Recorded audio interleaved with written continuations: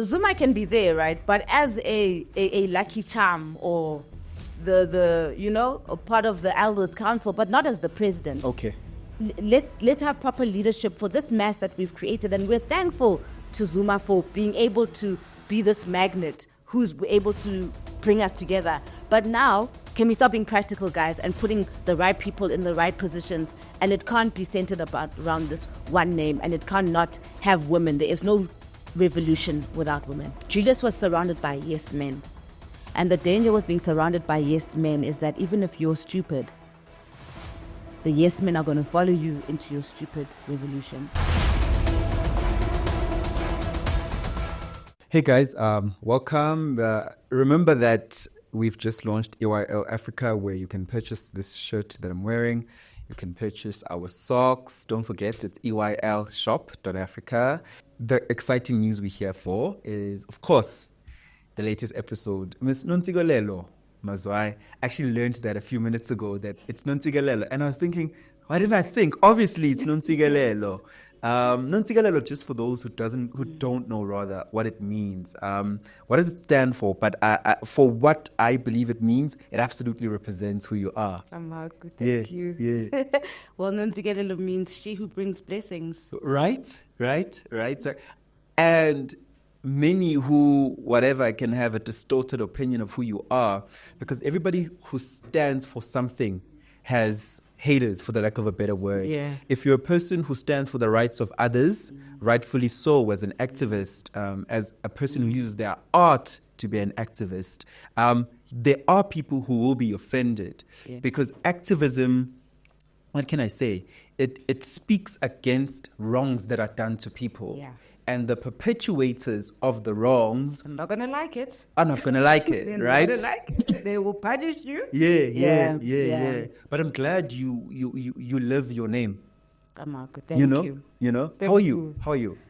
I think I'm in a good space, I'm all right. I'm in the 40s now, so comfortably in my spirit and just navigating in a more peaceful way. I think that the youth is a lot about self-discovery and a lot about like testing boundaries and trying this on, trying that on. But I think that by the time when they say life begins at 40, they're not joking. Like there's a shift that happens when you start realizing I'm this person and this is what I'm bringing. Well, that's if you're self-aware. Because we are seeing old men at the club in their 50s standing on chairs. So I think that if you are conscious of yourself and what you came to earth to do, around 40, this is when your eyes start opening up and you're like, okay, this is how I want to engineer my life. Sure. Yes. You're very affirmed about being a woman in her 40s. I mean, I think it's not a secret that you're not married. And women in their 40s who are not married are actually chastised by society. They're either looked down upon, they're made to feel as if there is something that they haven't done, which is a tick box item. Why do you think you have so much self-awareness in who you are, and you're not embarrassed about such factors of your life? I'm hearing it from the first time from you. I think that there are a lot of, in this generation, there are a lot of women my age who are not married. We didn't have the same priorities. We come from a generation where women could explore their freedom. We really enjoyed ourselves. So I think it's okay that women can get married later on if they want to, or if they don't want to. And why are you getting married, For me, because a lot of the time you marry for stability and for men provide, right? And to have a home and a foundation. But some of us are go-getters and we can do that ourselves. So it's not really a priority to have a man, because in the union, that's what the men do. So I think that while I love relationships and marriage and love, but with the right people, I think it's either or. I think that being in a marriage has got its pros and cons. Being single has got pros and cons. So it's not something I think about, Muti. oh gosh, I'm in my 40s. No. It's not a marker of success for you, being married? No. I've got enough women that I look up to who are not married, never been married, and I don't see anything eshotayo, you know? I think that life gives you whatever it gives you, and then you live that life. So you can't sit there with your nyashota. There are things that some married women that I have that some married women don't have, you know? And there are things that some married women have that I don't have. It's just how you navigate through your own. Yeah. I don't know. I'm okay. If I get married, I get married. If I don't, I don't. Sure. If I have a child, have a child. If I don't have a child. I've got things to focus on. Like my podcast, Moya, takes a lot of my time. And I don't think I'd be able to balance the work that I do, because also, like you said, I'm an activist, which means that I've chosen a life where I stand for other people. Sure. And other people, I have to carry other people. So if I had to have a family, it would actually... In the traditional sense. In the traditional, it would take away from South Africa. I wouldn't be who I am. I wouldn't be able to do the things I'd have to think about my husband. I'd have to think about my child. Now I don't have that. I can just speak and do as I please and represent whatever I represent without the fear of, oh my God, I'm putting my child in danger. Oh my God, you know, things like, yeah. Hey family, thank you so much for being loyal to engineering your life. I know that if you're watching this, you're probably here for the second time or the third time. And please, if you're here for the second, third time, please may you kindly subscribe, because if you subscribe, it helps us to get better conversation, get better guests, and get access to creating the best content that we can for you. So please don't forget to subscribe and make sure you continue watching this episode. Kholwa emandleni onawo. Oh my, we're finally doing this. What does EYL Africa represent? It's about standing in your power. It's about, in isiZulu, it's Kholwa emandleni onawo, which is our tagline. You will see it on the back of my t-shirts. It's about believing in the power that you have, believing in the power that your God, your guides have invested in you. Shop our socks, shop our t-shirt, and just keep believing in yourself. EYL Africa. Now available on EYLshop.Africa. Do you acknowledge, though, that you represent a minority of women who think like you? You're not in the majority. I don't know about that. I think that women are spoken for a lot by men. Okay. And men project a lot of what they think women are onto women, right? And yes, for sure, some women who allow that and are part of that. But I think that there's a lot of women who have unspoken things and unspoken feelings and unspoken experiences. You'll find that a lot of women might stay in abusive marriages because they just don't speak. I don't think that women have been socialized to use their voices. I think that they get cut down quite young. As a young black girl who grew up in Papayo, I experienced a lot of attacks, and I think that women avoid being attacked and will go with the flow. But some people are in marriages and they're not happy because of. So, I don't know. Hopefully I'm not in the minority. But the women I'm around, I'm definitely not the minority. Yeah. You know, free-spirited, strong women. I mean, we love love and we love men, you know, we love you guys. We do love you guys, but it's not like it's a measure. Sure. Of our worth. No. Yeah. No, my worth has got nothing to do with anybody else. I have to work on my own worth based on me. I will layer this a bit since we are speaking about women. Moya Wesizwe, spirit of the nation, my direct understanding of it. Energy of the nation, however you're trying to reflect what Umoya means to you, is your podcast. Yeah. And it's centered around dissecting politics in an African context. Am I correct? Yeah. And spirituality. Are we ready for a woman president? I'm trying to make us ready for one. You know, it's so ironic because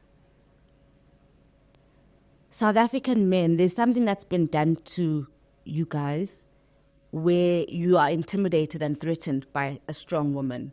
Although you appreciate it and you know that you feed off it, a lot of you were raised by single moms, you know it's there, but somehow it bruises your ego to acknowledge it and to see it. And I think it might have something to do with the fact that you were dispossessed of power by the system. So now you need someone to look down on and to boss over because there's this other who is bossing over you, and you have, the African man has to behave because they are part of a system where they don't really own the economy, they don't own much, and Upas John Msebenzini makes them feel less than. So they get, when they interact with us women, they need their ego and their pride and that male thing to express itself. So when they see a woman reflecting that, it's a threat to them because then who am I? How dare you come take up my space? It feels like I'm coming to take their space, you know? But the irony is that it's totally inspired by strong women. Like my podcast, for one, I'm mainly actually all my whole trajectories, I've always been supported by men. And it's not because I'm doing the whole sexy thing, whatever. It's because really, Dineldo is Lindota, you know, and I've got command. And they can see that I'm practical and I can do and I'm a leader. But it's just that if we acknowledge it, they feel as if it's going to strip them of something. So they would rather hail a man who doesn't have my capabilities, but because, indota, you know? But on the low key, they'll be checking what is Ntsiki saying? Okay, which way are we going? you know? So it's really strange. That's what I'm saying. I hope that I'm training people to be okay with women in power.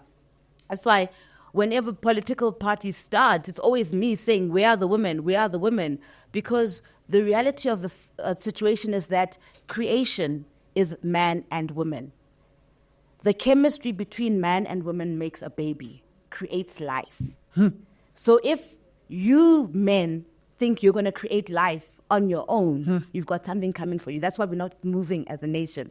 So the minute we start using the male and the feminine energy together to move forward, then we'll start getting somewhere. So we're still caught up in men needing their egos and they, you know, feeding whatever needs to be fed. So I'm just hoping that that's why we always say we really need that men's conference, because men, there's a confidence issue that needs to be instilled in our men. There is a self-esteem issue that needs to be tackled. That's why you guys are drinking every single weekend. I mean, if we were living a normal African successful context, if the Holy Trinity is the mother, the father, and the child, you would be focused on your families and we'd be building the nation, but you're not. You're at the clubs buying booze for 20,000 with slay queens. It shows that there's a disconnect. Yeah. And when you see other nations, they've got their Holy Trinity and they're moving and they're owning economies and industries because they're all working together. Yeah. You know? Who is the woman president in waiting? For me personally, I really think we should start at Dr. Khanyisile Litchfield Chabalala. And I keep pushing for this because not only does she have this also masculine energy that could command men, but she's a woman who can be with women. How you tell a woman leader, a real woman leader, is that she will have other powerful women around her. I hear you. Unlike those ones who are the only woman in the room. I'm a chosen one. Yeah, but with men. Yes. So that's the difference. A woman like that is not a leader. She's just the chosen one. And what you find is that men will choose women that they can control.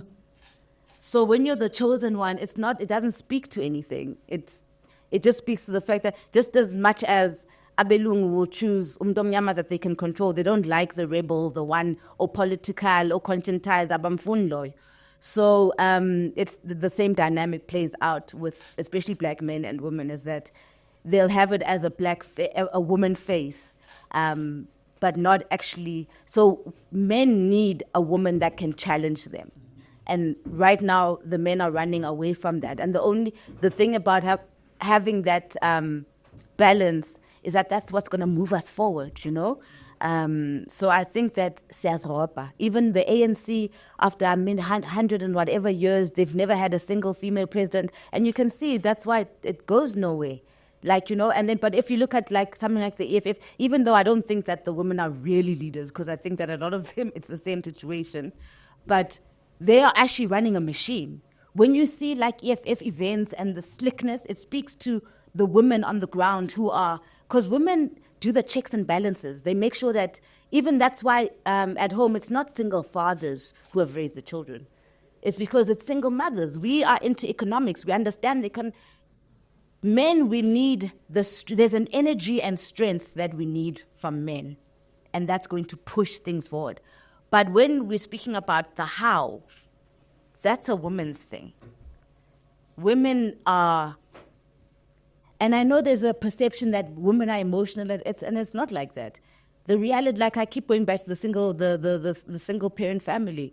If it was really men who are the leaders of society, we would have single parent homes run by men. Sure. So can we just take that photocopy that's happening on the bottom level and put it into national level? Because we do need women there. There's a thing that women, a feminine energy that calms the male ego also. Because when men are there, it becomes, my one's bigger than yours, it becomes like that. And then, you know, but if you actually want, okay, guys, we're going to need this, and this to get to da-da-da-da-da. Then the men are like, oh, this is what we need. Let's go build. Because really, that's, even before, I mean, in ancient times, that's what it was. The mother would be like, we need this. And Utata would go into the wood and go fetch, and then Umama uyafika and puts it all together. So for me, that's how I see it. I feel as if we're wasting time. But the stats are there. I can't pull them out right now, but they're saying that there are links to people in prison. Males are over-dominating prisons, obviously, being born of single mothers. So are single mothers really doing a successful job, as you are saying, if the men they are raising end up in jail? I think that is the responsibility of the absent fathers. Where are the absent fathers when you're blaming the women? I mean, recently there was a case of a young man who is abusive and sexually assaults kids, but then they keep blaming the mom, and she was a single mom, and we're like, no, but where was the father? And the mom keeps saying that the father used to abuse me. So we know where this boy learned it from, but still we absolve the father. So where do the men start taking responsibility? Because if the men were there, then maybe the boys wouldn't be in prison. Maybe the boys are in prison because they're frustrated because they never had a father figure. But the men, those boys who are in prison, did have a home. They did get home somewhere, and there was food for them, and their food was, and their clothes were done. There was a home for them. But it's them who chose to do that, and maybe it's an emotional reaction to not having the father. So I really feel as if the men keep joking about the men's conference, but I know they're not really joking, because you can see the shame. I don't know if it's an embarrassment thing, and I don't know if they think, no, this is our conversation, so we'll do it. But our men do need to pull themselves together. Still on the woman president issue, I want you to put on your analyst perspective now and look outside of your own personal politics. Okay. Rob Hersoff says that Cyril is grooming a woman president to succeed him. Who's that woman president that you think Cyril is grooming? Jesus. I think it is a bad thing. The whole thing is a mess. First of all, what has Rob Hersoff got to do with anything, and why are we elevating his opinions, and why do we even care what Rob Hersoff says? Second of all, if we look at the reality of the CR administration, has it been successful for people, or has it just created a middle class that's connected to Cyril that's doing really well, and a majority that's doing really badly? So we have to be careful as Abantu Abamnyama to see who are the leaders being put on by Abelung.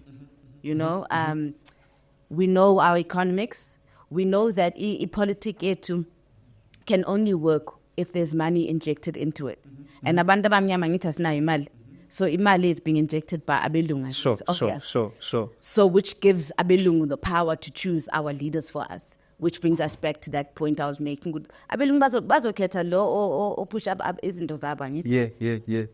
So I think that if we're hearing that, we should be horrified, scared, and as a collective now starting to move around. But guys, it's time to choose our own leaders, people who represent the people, the needs of the people. We can't keep having this small, select middle class, not even a middle class, and they're so small, who are governing such a huge majority and basically selling us out.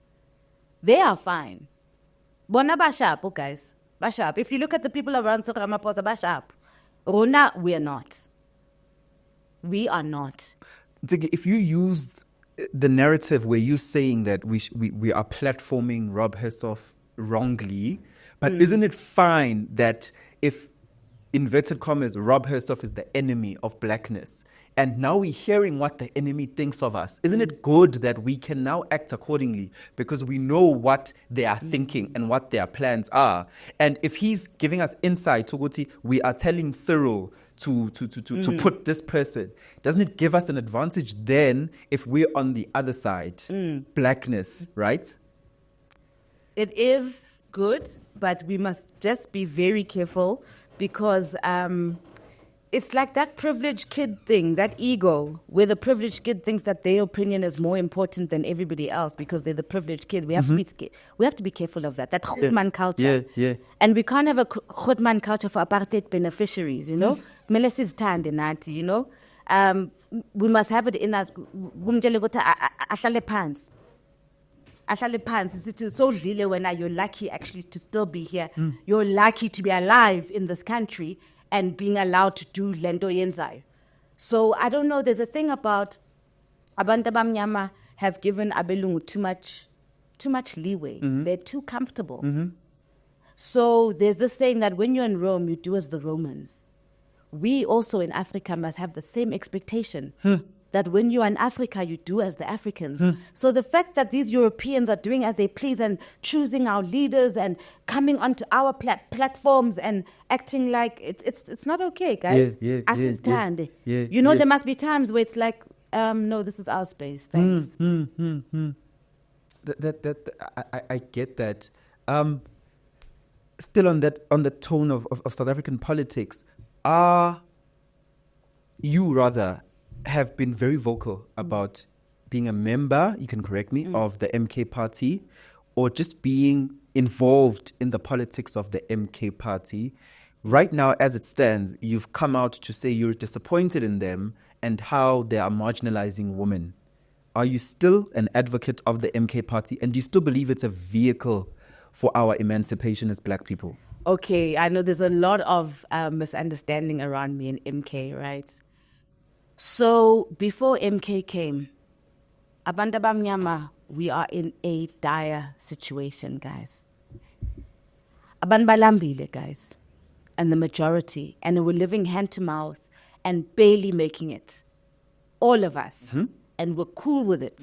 And we shouldn't be cool with it because there are people, we live on a land that got resources. We shouldn't be okay with the service delivery. We shouldn't be okay with what's going on.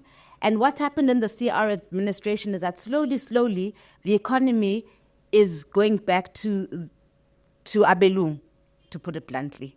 The aim was for us to slowly take over the economy and then make sure that the resources of this country are spread out. But what had happened is that conference where CR came in, where brown envelopes were allegedly used, money has been detrimental to black liberation. So Abelungu came and they've bought a little section of people who are going to make sure ukuthi izinto zabo go zambagash. So in this administration, a lot of black people lost tenders and those tenders started going back to white hands, which is something we were trying to reverse because during apartheid, it was like that. So we needed to spread the wealth. So now the CR administration is reversing the gains we have made, right? And you can see that. As a person on the ground, you can see that. You can feel it. The economy, you can feel it. And Abelungu are now, even remember Ama load shedding and the water tenders, you can see that they play violently. Mm-hmm. They'll take it away because they're still in control of those resources, right? Mm-hmm. So before the elections and before MK, it was just going to get worse. There was nobody there for us to say, no, you can't, no. There was no, right? And rightfully so, and I'm not a Zuma fan at all, but rightfully so, he said that, youth, why are you so quiet? Like, why are you chilling? And for me, and I think I've got an answer for that. I think because so our white friends, we've humanized them. So now, asakon bashanga club like Ama 1976. So there was this thing where Abelungu now were comfortably coming back to government. The SAPC by infiltrated. They were comfortably now gaining the resources. So when MK starts erupting, it becomes this body of energy for black people that says, no way, sure, you're not going to do that, right? So then this energy starts building up. And then I'm like, yeah, actually, we're going the wrong way. So let's cultivate this energy, this independent energy that's moving so that there's an opposition, so that just like in 92 or 91, when white people had to negotiate with that, it was because the unruly mass said, no, we're not going to do this anymore. So this energy was meant to be a no, we're not going to do this anymore. That's why I was getting so upset when they're not using the energy properly. And now it's becoming a Zuma thing and you must be Zuma's friend or Zuma. That's why I was like, no, guys, you're going to kill the movement. And that's why I even said the woman thing. Like I say, men and women create together. So if you create this movement and it's starting to build, you need the women so that we build it and it grows. But now if you're just going to make it a male ego thing, it's going to collapse. It's going to become another EFF situation. So that was what's frustrating me, is that they were personalizing it around one individual. And it was no longer about, okay, what are we going to do for the people? What's the people's voices? The people should be the main event of any people's movement. So for me, I feel as if Zuma can be there, right? But as a lucky charm or a part of the elders council, but not as the president. Okay. I feel like, that's why I feel like, have a woman president. It's just challenging. But have a deputy, even if you have two presidents, a man and a woman, I'm fine with that. I have no issues with that. To facilitate the transition. Yes. Yes. And so we start getting used to. Yeah. But this thing where it centers around one person is dangerous for all of us. Also because he doesn't have that much life left in him. And I don't mean it in a rude way. I just mean in life. Biologically. Yeah. I can't be a strong, educated 44-year-old woman looking at this 90-year-old whose politics don't even quite align with mine. So give me an option. That's why I was like, guys, let's have proper leadership for this mass that we've created. And we're thankful to Zuma for being able to be this magnet who's able to bring us together. But now, can we stop being practical, guys, and putting the right people in the right positions? And it can't be centered around this one name, and it can't not have women. There is no revolution without women. What's the state of the organization right now, in your opinion? In my opinion, I think that it's managed to attract some really brilliant minds. And I think that if they manage to move away from the Zuma narrative and put in other strong, young, vocal leaders that we know. Because another thing that worries me about MK is that they'll do that thing where they will like, oh, we do have women, but then they put these women that we don't know there. So then it's like, no, you don't have women. We are the women we know who are in politics. But now it's getting better because I can see that they actually are. We're starting to see the more prominent female voices that we know starting to occupy, getting into parliament. Sure. I think, okay, let's give them a chance and see where this thing is going. But I think that MK does have to recognize that this is not a Zuma party. It's a people's party. And if you want to move the nation forward, we're going to have to move away from this Zuma Zumaism thing. It's really destructive. We don't want another cult. South Africa's not looking for another cult. Has the MK not attracted, though, brilliant minds whose names are tainted in a judicial manner? So their names are tainted by the NPA, or they're currently undergoing cases, or they were impeached from courts, they were impeached from, their names, they may be brilliant, and they may have displayed being brilliant in certain eras of their life, but it feels like they are gaining a new lease on life after being ejected by the system. I think that we need to ask ourselves why they were rejected by the system. And we need to ask ourselves, what kind of people does the system reject? And we need to, like for example, Advocate Nkwebane. Mm-hmm. Advocate Nkwebane will be known for decades to come because she took a very principled stand. She stood for the truth. Whether we like to admit it or not, Phala was a crime. It's a crime scene, and that's why we all know it's a crime scene. We all keep talking about it. That's why it won't go away, right? And the fact that Stellenbosch and more CR17 have got the power over judiciary and the media, and they're using that, does not take away from the fact that it was a crime. So, the fact that Stellenbosch owns our media means that what we think is controlled by them. So if they say, no, we have to steal, why would they need to steal the documents? Would they steal them for Zuma? Would they steal, you know For what I'm Brian saying? Molefe. Would they don't steal. What's so special about CR that his documents must be sealed? And how he got funded? That should be something that's quite transparent. We want to know who funded you. Just like we would, it's politics. It's a public thing. So why are you hiding who is funding you? So whoever is funding you also controls the media.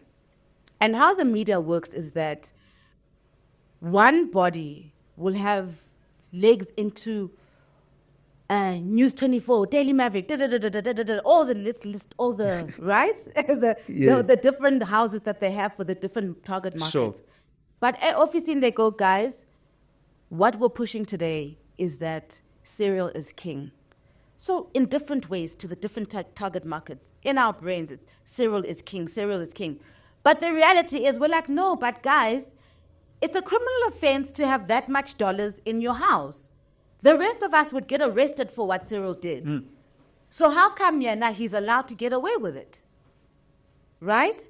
But now the media's going, no, Cyril is king, Cyril is king. So there's this confusion that's happening, but now then we get brainwashed and, okay, Cyril is king. Then we're not thinking about the reality of the fact that actually this is a crime. This is a crime. Even a woman got beaten up there. Where are our principles, morals, and values? So whenever money comes in and gets people get bought, people suddenly forget their bearings, you know? So I was come get to Umkweban. She stood for the truth. She was like, this is a crime. And then she got into trouble for that. Just like you said with my activism work, I'll tell the truth and then I'll get into trouble. Right? Because the perps are like, yo, you know? And that's exactly what the system did. They were like, we all said that Cyril is king. Manje wena wenzani. Because honestly, why don't you name her as a presidential candidate, actually, since I was asking you I for think names? she could also be. There's many women who could be. Even we missed out on Nkosazana Zuma. Missed. It's just that these ones, I don't really rate them because they were also part collaborators. Because once you're working with Stellenbosch and then you're okay because your kids are going to school overseas and you've got a house in an estate, so you are fine with the system and you don't challenge it. That's why I don't really rate her. That's why I would rate Mkwebane more, because she was willing to sacrifice her whole entire livelihood just for the truth. Sure. Like, no, but it's wrong, guys, you know? So we look at that. We look at even Ubray Molefe. When you start unpacking, and you start hearing his story, you're like, wait a minute. How? Okay, Ganti Gashe.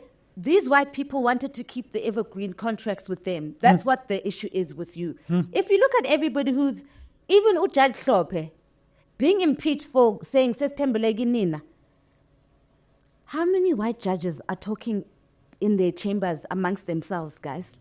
Do you honestly believe that Abelung are these pure things and the judges don't Impartial. Shh. Come on now. You know what I'm saying?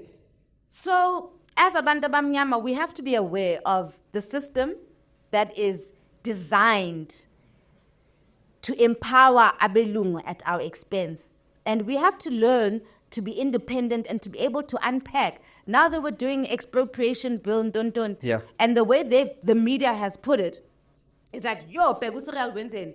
But then we're starting to hear from the activists, it's not like that. It's been amended so many times. Yes, they're like, no, they're lying to you. So we have to be careful, and we have to be aware that media is not our friend. That's why we have to establish more black independent media, so that we've got an alternative voice, and then we can piece the things together. Sure. Things like Land Nolly are very important to us, Body Pod, Bo King Said So podcast, organic black voices where they don't distort what's happening are very, very important to us right now. So you can't sit there and be reading News 24 or Daily Maverick or Business Day. And those belong to Abo Stellenbosch, guys, and they're telling you what they want you to hear so that they can keep controlling the whole economy, basically. Does the government of national unity also belong to Stellenbosch? Gaslenje. Because by Bonile, EMK they weren't waiting for. EMK was a surprise. Yeah. And if you remember, initially they played it down and they dumbed it down and the media wasn't really giving it platforms. But then when the energy started to pick up, that's when they saw Guti yo. Yeah. Okay, Senzanjan. Even mas so guys. EDA Anjani, that is the second biggest. Anjan. Like when you look at the numbers in South Africa, I know they keep saying, no, the colors vote. I'm like, no, Nakona. If you look at the realistic numbers of this country and how white people are less than 10%, but you're telling me that a party of people who are less percent is the second biggest party?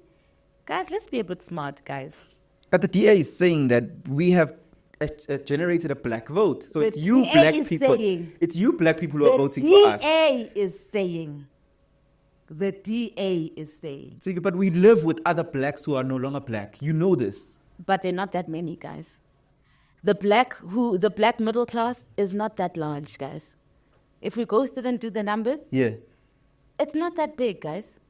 Mayanje in North or Repri Street, we're Essentin. We're to the Hyde Park. There isn't a mass of blacks in Hyde Park. Yeah. It's just this buffer class that has been created and that is platformed to create the impression that blacks are on this level. But blacks are not on that level. We know that.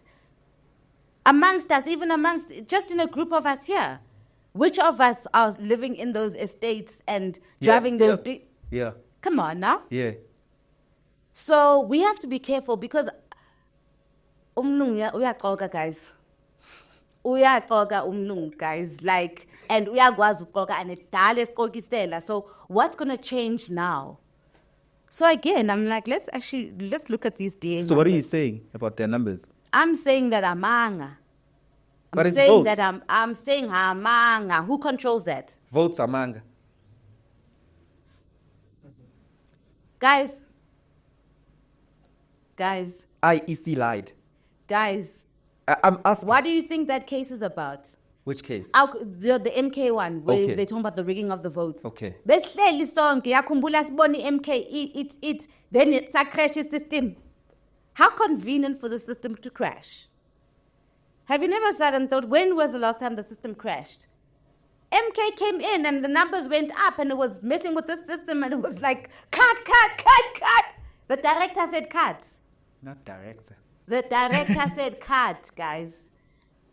And then they quickly went to behind the scenes to, gosh, there's no way. And we know how black people operate.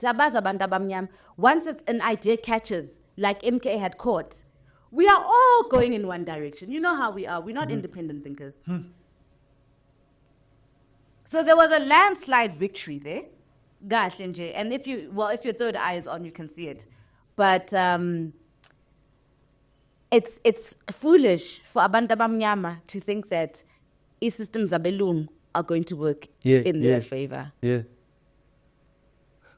Political climate in 2025, where are we heading? Do you see new political parties rising? Do you see which existing parties falling apart, if any?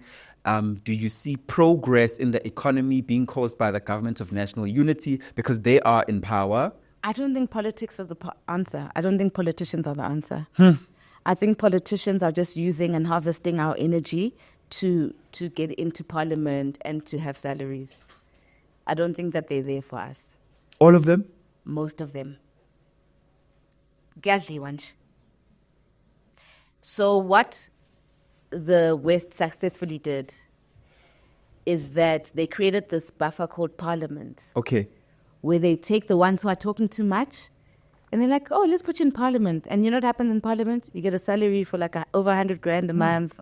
You get a nice house. You get given 2 laptops or 2 cell phones. You get given a laptop.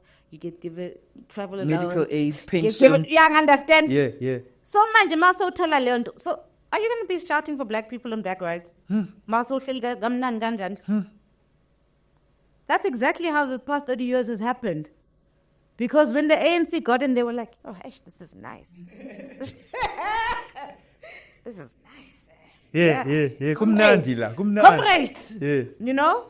Then they start calling each other by national speaker. Yeah, national spokesperson. It's an ego thing. So Abelungu have mastered the fact that you can just get into the ego of the blacks and create the select few gatekeepers, essentially. So for me, the politicians are gatekeepers for white capital monopoly, and it's not the answer. I think that we need to start thinking of civil organizations, right? And thinking of practical ways that we're going to sort things out on the ground. Like in the past, abantu abamnyama would have systems like ukulima. I remember how they would focus on one person's farm, then the next person's farm, then the next person's farm, or this one would give this one 2 sheep so that they breed, and then you bring back my sheep once you've bred, and that's how you grow. So we do need systems like that where we start thinking, okay guys, how do we make this work for us? How do we build the things we need, our hospitals, our foods, these stokvels, it's actually going to be a grassroots thing. And if MK is also not speaking that language, then MK is not for us either. And what scares me about MK is that they fall into the same trap of falling into parliament, and suddenly their voice is a bit... Yeah. Posh English now. Yeah, it's a bit stifled. You're not quite hearing the land debate so robustly anymore, you know? So... I think that it's dangerous. Politics are dangerous in that they facilitate the buying of the good blacks. Was the EFF ever a solution? The EFF was brilliant, except that... Was? Yeah, was. Okay. I think it was destroyed by Julius's ego. I think if Julius had someone who could take him on, Julius was surrounded by yes men. And the danger with being surrounded by yes men is that even if you're stupid, the yes men are going to follow you into your stupid revolution. So if he had people that could take him on and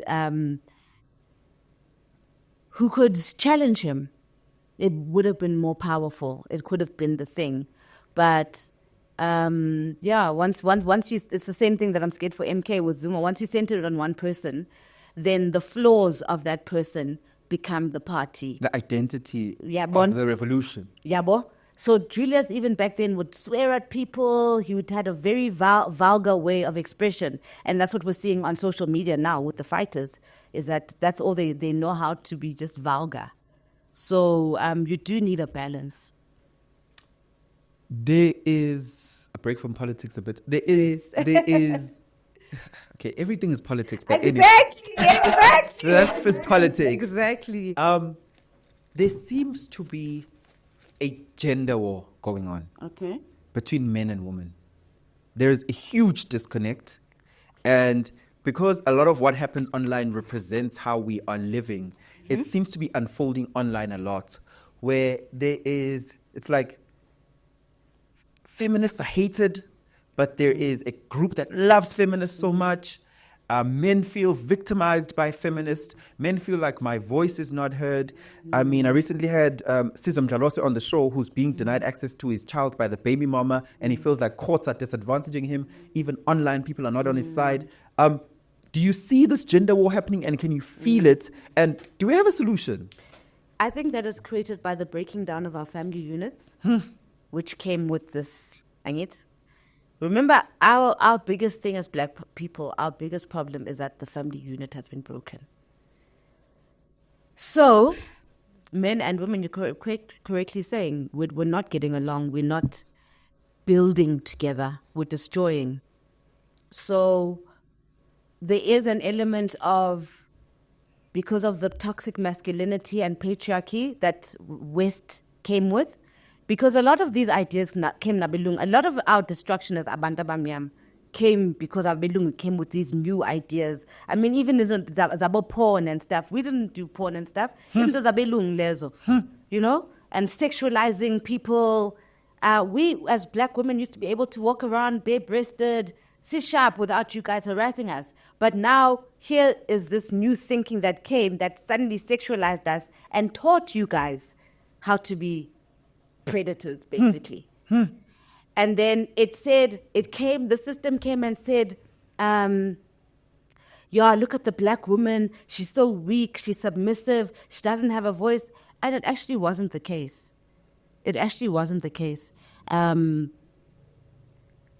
Women in relationships, we do submit for people we love. And it was disgusting that Abelungu weaponized that against us. We do, like, like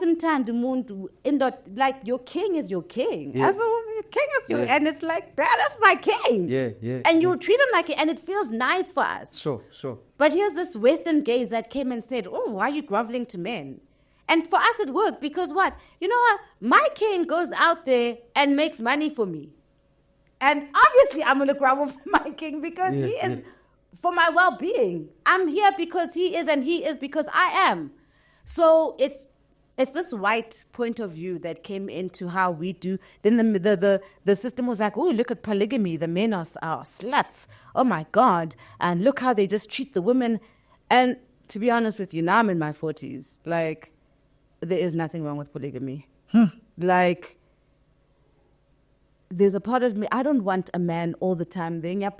Also, like, you know, and so it wouldn't, it's for us, for some of us, it's not such a big thing. There isn't a thing where only me, I must only, it's not like that for everybody. And essentially, polygamy made sure that everybody, all the women are sorted out. It's cool. And it was open.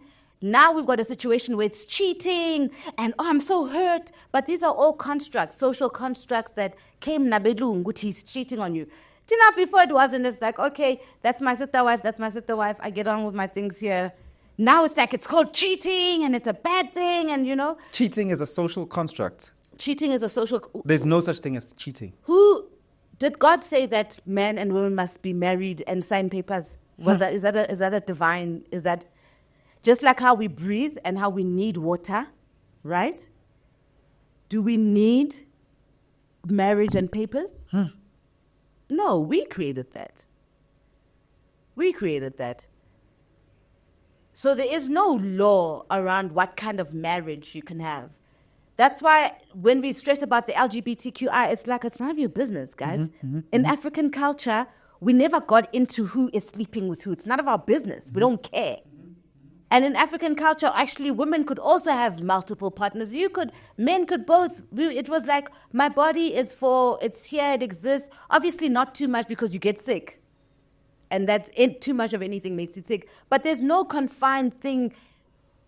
You're not going to drop dead. God is not going to strike you with lightning because you've married 2 people. So marriage is a social construct. We made it up. How do we deconstruct? That's why we keep going back to izinto zesintu now. Okay, That's why okay. we were starting to be like, guys, who were we before Abelu came? yeah. Because that thing was working for us. Yeah. We had huge civilizations. Our women were happy. Our men were happy. We were not fighting. Our children could walk around naked around men. And not feel like they'll be violated or the chance of being violated. Yeah. So how did we create those men before? What has contaminated the African Man. Yeah. And can we start taking those things away? Can we start taking those things away? So for me, it's just like, guys, let's figure out who we were before. Because what we've been taught by Abelungu taught us utwala, they taught us porn, they taught us these things that divide the male and the female energy. Yeah. You know, let's go back to how we used to engage together. How do we return there? It's these conversations. It's these exact conversations. Alternative voices. Yes. And then we start having organizations and movements where it's like, as Tina saw, we start going back to eating proper food because even the food that Abelungu are selling us, it's killing us. It's giving us body prostate cancer. We didn't have these issues before, guys. Yeah. We ate from the ground. We were, organic. So now we just, we have to acknowledge the fact that Islungu has damaged us. I'll be a devil's advocate and say that there is an element of good that westernization has helped us with in certain areas, perhaps where we had blind spots as African people, because as humans we're not perfect. And somebody's consuming this and saying, Ntsiki is just blaming everything on whiteness, like as if Black people just got dominated and they didn't have brains of their own to retaliate. Why do you keep on blaming everything on whiteness? Can't we internalize our own issues and fix things from within? I think that have we as Black people ever colonized and invaded? Well, okay, in Europe many years ago, yes, we were running things. But what we need to consider is that the Black man is the first man. We are the original human being. So every single race learned everything from us. We are the original civilizers across the board. The Black man comes from millions of years ago. Abelungu start popping up around 700, 800 AD. So as the original race, we are the parent race.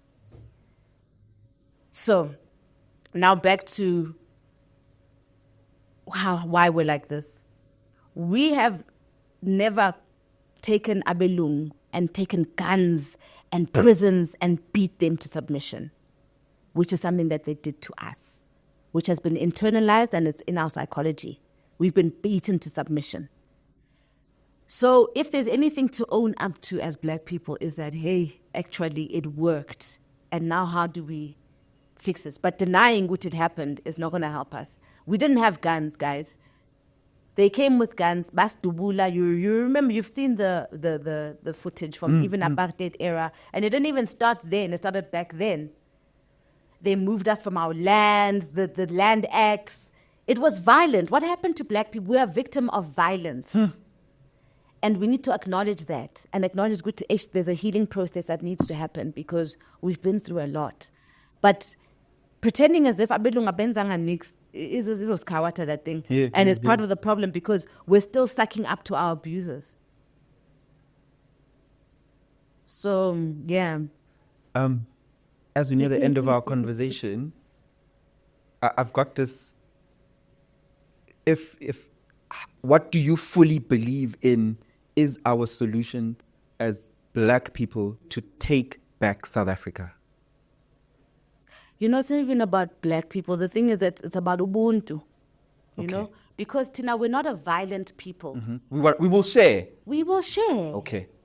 We will share. We're not a people that is... That's why they're getting away with so much, because we are not a violent people. So just going back to the principles of Ubuntu and moving away from the individualism that came in Abelungu. Abelungu taught us me, I, single marriage, me, I. Let's move away from the me, I. Now we start working as we, as a collective, as we did in the past. Yeah. Ntsiki, thank you so much for the privilege of indulging me in your politics, because would you agree that you're misunderstood a lot? Yeah. Ne? Yeah. Are you okay with being misunderstood? You know, it's got its stressful moments. In the heat of the moment, it can be quite it can drain me. But I've come to understand that this is part of my life purpose. So, and a truth teller, it's not, somebody even tweeted yesterday, they were like, please don't be upset at us because you're waking us up, and nobody likes to be woken up.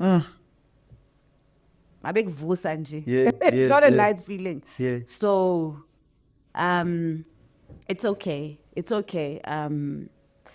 It doesn't take anything away from me, as long as Umpagati is growing from the work that I'm doing. And last but not least, what's that one thing in life you know for sure? The one thing I know for sure is that the universe shall reward your good work. Yeah. The universe shall reward your good work. Yeah. And your bad work. So, what you put out is definitely what you get out. What you get back.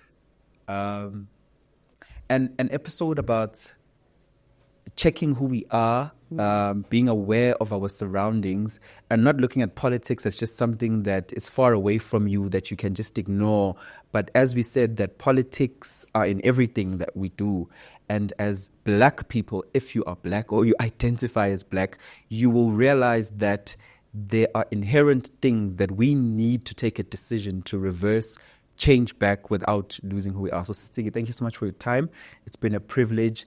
And I hope in your journey of activism, through your art, through your voice, through conversations, through moya wesizwe, you will continue challenging how we think. Thank you for all your good work, Buti. Yeah. We appreciate you.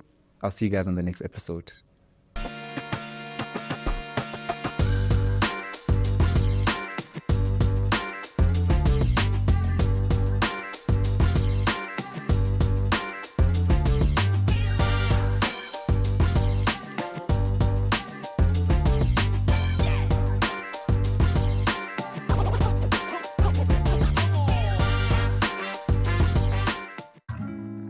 Introducing the epitome of luxury living.